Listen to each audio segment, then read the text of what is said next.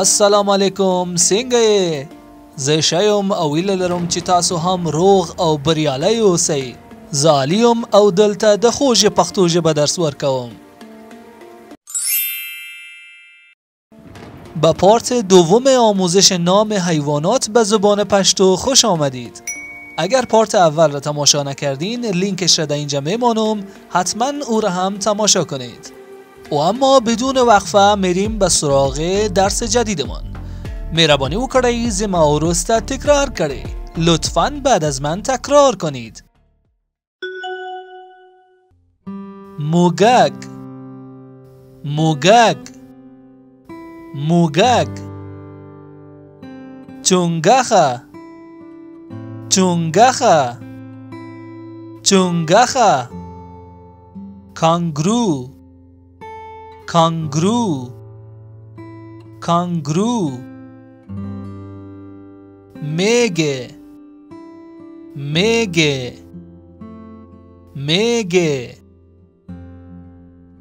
بامبیرکی، بامبیرکی، بامبیرکی. ملخ، ملخ، ملخ. کنگ، کنگ، کنگ. هوسی، هوسی، هوسی.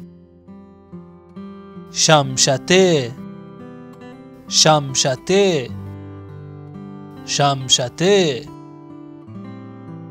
مچی، مچی، مچی.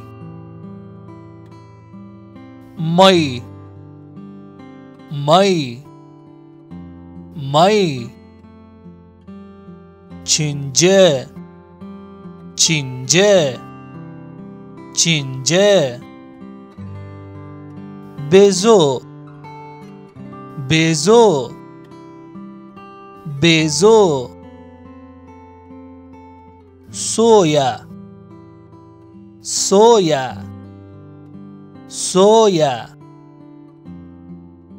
اوبو آس، اوبو آس، اوبو آس. غماشه، غماشه، غماشه. کمپلی، کمپلی، کمپلی. اوخکه، اوخکه، اوخکه. کب، کب، کب. خب دوستان عزیزم، این بود درس امروز ما. امیدوار هستم که این درس براتون مفید بوده باشه. اگر این ویدیو را دوست داشتین او را لایک کنین و اگر میخواین زبان پشتو را یاد بگیرین چینل ما را سابسکرایب کنین و زنگوله را هم فشار بتین تا از درس های جدید عقب نمانین. و لطف کنین زیر از این ویدیو کامنت انگلیسی بانین تا سابسکرایبتان حذف نشود. د خپل لایکونه او نظرونه سره زموږ ملاتړ وکړئ او نوې درسونه ته انتظار کیږي او زموږ د چینل غړي شئ او موږ ته خپل هغه ملګري معرفي کړئ چې د پښتو ژبه سره علاقه لري. او مهرباني وکړئ د دې ویډیو لاندې انګلیسي کومنت پرېږدئ ترڅو ستاسو ګډون حذف نشي.